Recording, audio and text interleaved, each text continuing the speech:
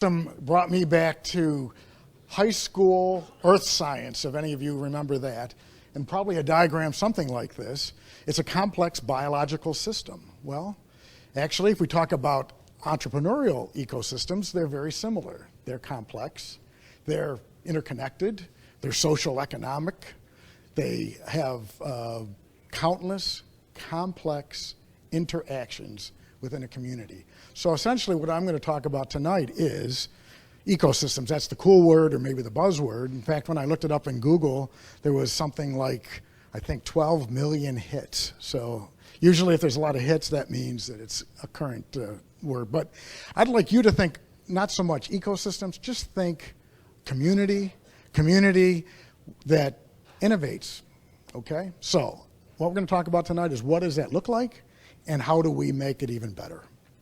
So, ecosystems. This is a system that we're all going to participate in creating that enables entrepreneurs to quickly find what they need at each stage of their growth. So this is a just-in-time kind of a thing. And what do they need? They need talent. They need information. They need resources. And entrepreneurs, of course, are people. And what do we look for from entrepreneurs? They're people who turn ideas into reality, usually charging into weather like we're seeing today, and creating something of value, and generally where there wasn't value to begin with. So that's kind of our picture of entrepreneurs. And what's good about this entrepreneurism thing that we keep hearing about in the media? Well, it empowers individuals. It raises our standard of living. It creates jobs, wealth, innovation in our economy.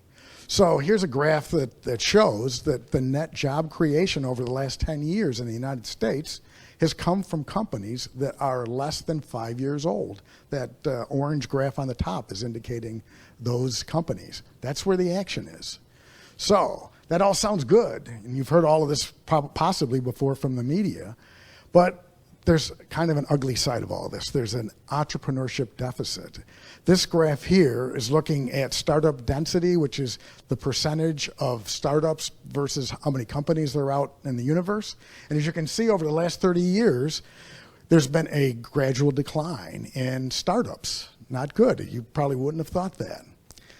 And so what are we going to do about it? Well, one, there's a number of groups that we tend to be leaving behind. For instance, women are half as likely to start a business or to own a business rather than men. And minorities are half as likely to own one. And then when we talk about South Carolina in particular, which has a lot of rural segments, only 1 in 10 startups happen in a rural area, and that is half of what it was, say, 30 years ago. So we're headed in the wrong direction. So what are we going to do about it? Well, there's some other things happening. The world is shifting. We started off as gatherers and hunters, and we evolved into farmers, and then we became industrialists. And what are we now? Well, history will tell us someday. We'll put a name on it. Right now, you've probably heard things like digital society or the creative society and so forth. But connectivity and technology is just increasing at such a rate, unheard of in previous eras. We're not sure what that means. And one thing it means to me is that people are now becoming the new companies. And so we need an ecosystem to essentially help them grow more effectively. And so we'd like to think of entrepreneurism as something that just kind of happens. Well, it doesn't just happen. It requires a lot of people to come together and build a community that can be supportive of this. And if we look at traditional areas like where economic development is now, you probably hear in the news all the time, it's how many jobs, how many new companies, how much money has been invested in these companies. And these are good measures, but they're measures of outcomes. And we need to do some things today that are going to hopefully result in those outcomes, but are under our control. And so we need some sort of new model. So what are the elements of an ecosystem? Well, first of all, obviously entrepreneurs. They're the center of it all. But let's not forget the supporting people who are helping them out, and they come in all forms. So they're part of our ecosystem. Of course, we need talent. Talent is the element that helps our companies grow. We need to figure out ways to attract them, retain them, to cultivate them. We also have lots of knowledge and resources in our community from various institutions, but we need to be able to make that easy for entrepreneurs to be able to find these resources and to be able to do that quickly. We also need champions. We need people who are going to be the catalysts, the connectors, the cheerleaders of this process. And then, of course, we need on-ramps. If you're on the outside looking in, how do you get into this community, right? We want this community to be open and easily accessible. So we need to be able to make the pathways to get on board to be as easy and understandable as possible. And of course, once we're in the ecosystem, we have all these intersections, the co-work spaces, the coffee shops, the research parks, and so forth. And so we need to make sure that those are healthy and thriving and so forth. And then, of course, we have people who have been there already, and we want to be able to tell their stories. Why? Because they are great examples, great role models that the rest of us can learn from. And then finally, and last but not least, is the culture. And so we need to create a culture where entrepreneurism thrives. And through collaboration, cooperation, trust, all these things are part of this culture that we want to create. Now, here's one of the things that I learned from, I'll later reference Andy Stoll, who's with the Kauffman Foundation. In fact, he's the inspiration for a lot of the material that I've put together here for you today. And the central theme that he impressed upon me was that diversity is fundamental to this process. We don't want to leave large segments of our community behind. And right now, as the statistics I shared with you show, that is the case. And so we know diversity is good. For instance, investors know that a diversified portfolio is a much better performing portfolio than one that's not. In fact, there was a Nobel Prize was given out to someone who did prove that in some very scientific sort of ways.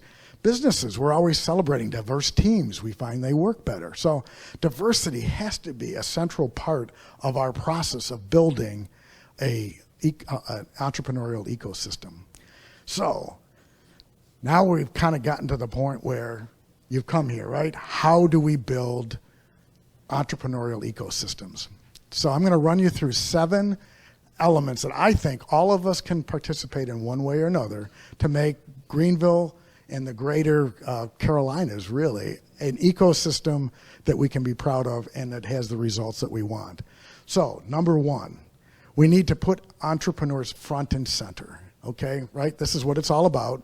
We need to make sure that we don't leave them behind. So what does this mean in reality? Well, for instance, when we have a group that's trying to do economic development, don't you think it would be smart to make sure that we have entrepreneurs part of that process? In fact, I'd go one step further. Perhaps they should be leading that process. If we're trying to help them, why don't we get the people we're trying to help to be part of that process? Number 2, foster conversation. So what do we want to do here? We want to move this knowledge and these resources and mix them up and move them around and make them more accessible to the entrepreneurs that are trying to get started. And one of the things that has to happen as part of this conversation is we have to have an orientation towards action. So you've probably all heard of the dreamers, right? In fact, I'm sure every one of you, as I say this, can think of someone, your neighbor, a friend maybe that you have coffee with or whatever, who's always talking about coulda, shoulda. Those are dreamers. We need people of action. And so when we talk about conversation and networking and so forth, it's much bigger than just how many business cards that you can hand out. It's about how can you help others. And we need to foster that kind of thinking in our ecosystem that we're building. We need to enlist collaborators. We need to, as Malcolm Gladwell says in his book, The Tipping Point, we need to find those mavens and connectors in our community, and we need to encourage them to do their thing. And we want this to be very diverse, as I said, and we want to feel that everyone is welcome. We also need to live these values. So you probably can't read them, but if you look at the slide later, you can look at it. But it's kind of a summary to get things started of things that I'm talking about here. But we have to do more than walk the talk. We got to walk the walk. And so it's only by demonstrating and living the values that they become ingrained in the culture that we're trying to create. We need to connect people. And so if you've read the book Tribes by Seth Godin, He says there's two things that are important to create a tribe. One, we need to have some sort of shared interest. And I think there's certainly a lot of that we have in this room. And second, we need a way to communicate. So those are the two essential items that we need. And so we need to do this bottom up, top down, inside out, outside in.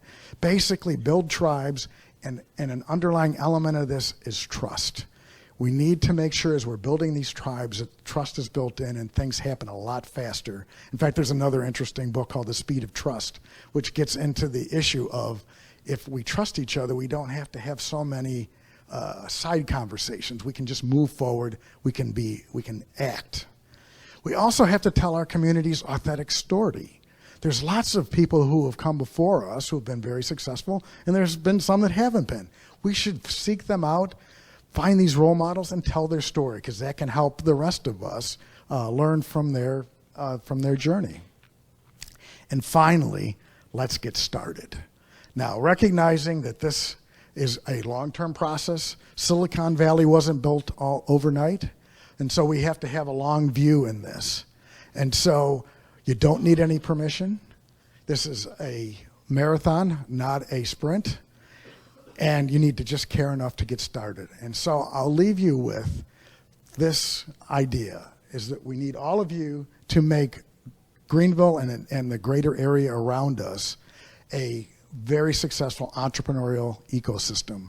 And I've got a few other ecosystem builders that I've highlighted here. In fact, I'd particularly like to recognize Andy Stoll, who was here last fall from the Kauffman Center. And he was here, believe it or not, to actually learn how ecosystems are being built in this area. He was here to actually figure that out. And while he was here, he also shared what he had learned by visiting other ecosystem builders. And so I'm particularly grateful to Andy for his inspiration and giving me permission to use a lot of the graphics and so forth from some work that he had done. But there's other people who are already at this ecosystem building right here in our community. There's Next, and they're a group that John Moore is leading. We've got Aaron, who's leading a very intense effort through 10 at the Top. And then we've got Laura Corder in the Department of Commerce. In fact, if you look up her LinkedIn profile, you'll see that she calls herself an ecosystem builder. So there's already people out there doing it. And so I'm going to leave you with the challenge. I'd invite you to join the rest of us in building an entrepreneurial ecosystem that we can be proud of. Thank you.